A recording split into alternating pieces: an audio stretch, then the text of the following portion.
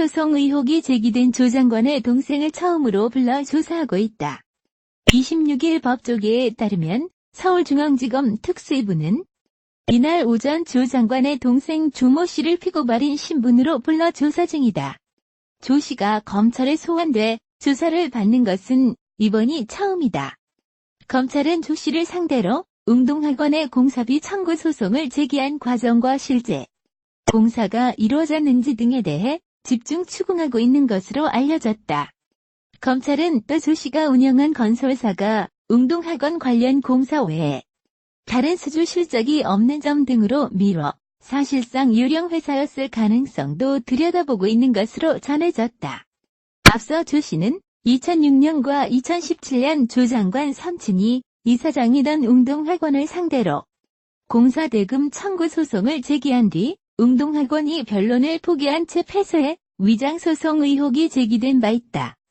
자유한국당 황교안 대표 62는 26일 조국 부부는 피해자 코스프레를 하면서 마치 자신들이 탄압이라도 받는 것처럼 가슴에 피눈물이 난다는 눈물쇼를 벌이고 있다고 비판했다.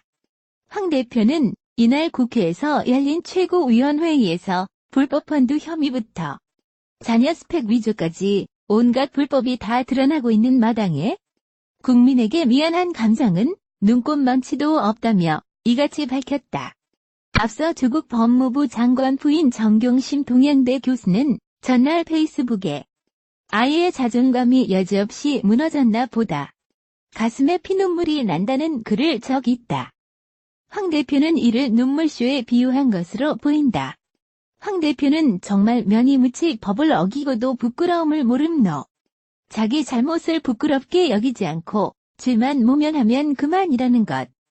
딸을 이어 아들의 입시까지도 수사받는 상황인데 정말 가슴에 피눈물 나는 사람들은 피해 학생들과 상처받은 청년들이라는 것을 모르느냐고 했다. 이어 입만 열면 정의와 공정을 외치던 자들이 자신들의 불법과 탈법에는 철저히 눈을 감아 어떻게 이렇게 뻔뻔하고 무렴치한 행태를 보이는지 정상적인 국민이라면 도저히 이해할 수 없는 지경.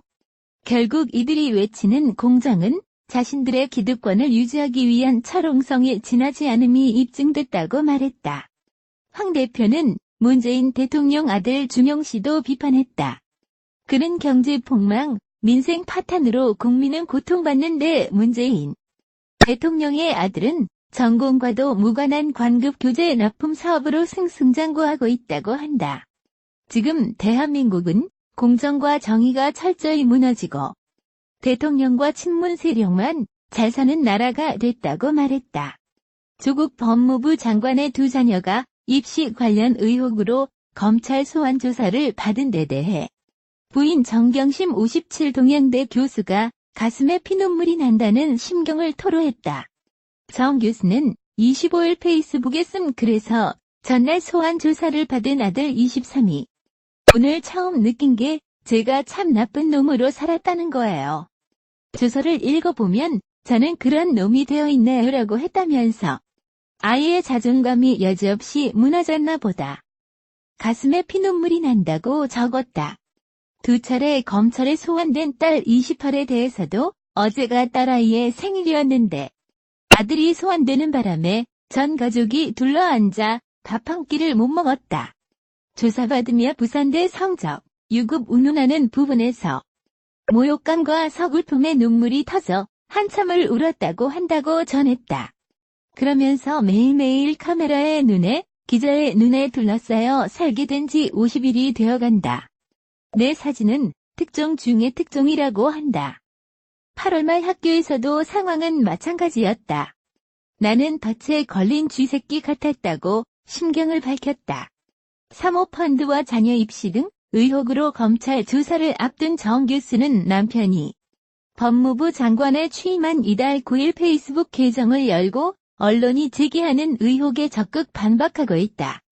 자신이 검찰 소환에 불응하고 있다는 기사가 나온 23일에는 검찰발로 표시되는 명백한 오보에 대해서는 검찰에서 사실관계를 바로잡아달라고 요청하기도 했다. 검찰이 조국 장관 아들의 서울대 인턴 증명서에 주목하고 있습니다. 연세대 대학원에서 면접 점수표가 사라진 경위도 조사하고 있습니다. 이런 가운데 검찰과 정경심 교수의 변호인단은 수사 기록 열람을 놓고 신경전을 벌이고 있습니다. 검찰은 조국 장관 자녀들의 서울대 인턴 증명서 조작 여부에 초점을 맞추고 있습니다. 검찰은 자택에 있던 PC에서 딸과 논문 교수의 아들 외 그리고 다른 학생 박씨의 인턴 증명서도 발견했습니다. 이 학생은 부모끼리도 아는 사이였습니다. 검찰 조사에서 이 학생은 서울대 세미나에 한 차례 참석했고 인턴은 안 했다고 진술한 것으로 전해졌습니다. 조 장관은 그동안 인턴 증명서 개입은 사실무근이라고 부인했습니다. 조국 법무부 장관 본인이 당시 서울대학교 교수였기 때문에 전혀 아닙니다. 센터에서 확인해 보셔야 될 것 같고요. 딸과 달리 아들의 증명서는 공소시효가 남아있기 때문에 검찰은 이런 증명서에 조 장관이 개입했을 가능성도 배제하지 않고 있습니다. 연세대 대학원에 다니는 아들의 면접 채점표가 사라진 것도 수사 대상입니다. 아들 조 씨가 지원하고 합격했던 2017년 2학기와 2018년 1학기 채점표는 보존 기한이 4년인데도 사라졌습니다. 2년간의 심사위원별 평가 자료가 보관되어 있지 않더라 하는 겁니다. 분실 원인은 조사 중입니다. 소환이 임박한 부인 정경심 교수 측은 검찰의 신경전을 벌이고 있습니다. 정 교수 측은 재판 준비를 위해 수사 기록 복사를 요청했는데 검찰이 다른 혐의 수사에 장애가 될 수 있다며 거부했습니다. 자산관리 앱 알다는 대대적인 디자인 개편과 동시에 카카오뱅크 자동 연동 기능을 출시했다고 26일 밝혔다. 비로소 카카오뱅크 사용자들은 물론 금융 소비자들의 통합 계좌 관리가 훨씬 더 용이해질 전망이다. 1,000만 명이 넘는 고객이 이용하는 카카오뱅크는 대표적인 인터넷 은행임에도 불구하고 그동안 알다와 같은 자산관리 서비스 내 자동 계좌 연동은 제한되어 왔다. 기존 자산관리 앱들은 기본적으로 공인인증서 스크래핑 방식으로 계좌를 연동하다 보니 공인인증서 없이 모바일 앱 자체 인증으로 서비스하는 카카오뱅크 계좌 자동 연동은 당장에 해결하기 어려운 과제였다. 실제로 자산관리 서비스 리뷰만 봐도 카카오뱅크 연동 관련 문의가 상당수 눈에 띈다. 결국 소비자 입장에서는 2% 부족한 반쪽짜리 자산관리 서비스로 만족해야 했던 상황에서 알다의 카카오뱅크 연동 출시는 더없이 반가운 소식일 수밖에 없다. 연동 방식도 간편하다. 카카오뱅크 앱 내 푸시 알림을 먼저 활성화해둔 상태에서 알다 앱에 접속하여 계좌 연동하기 자동 카카오뱅크를 차례로 선택하면 완료된다. 연동하기를 누른 시점부터의 내용만 확인된다는 한계점은 있으나 결과적으로 보유하고 있는 모든 은행을 한눈에 통합 관리를 할 수 있다는 편의성을 생각하면 충분히 이용해 볼 만한 가치가 있다. 더 정확한 소비 관리를 위해서는 잔액 표시도 선택하는 게 좋다.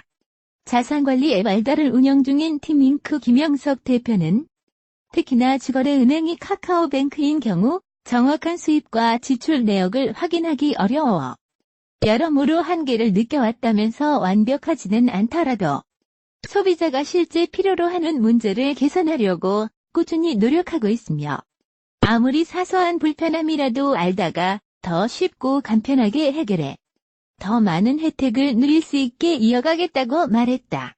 알다는 2018년 7월 베타 오픈을 시작으로 하루 만에 신용 올리기, 1분 금리 인하 요구 진단, 차 번호만으로 중고차 시세 조회 등을 업계 최초로 선보인 개인 종합 자산관리 PFM 서비스다.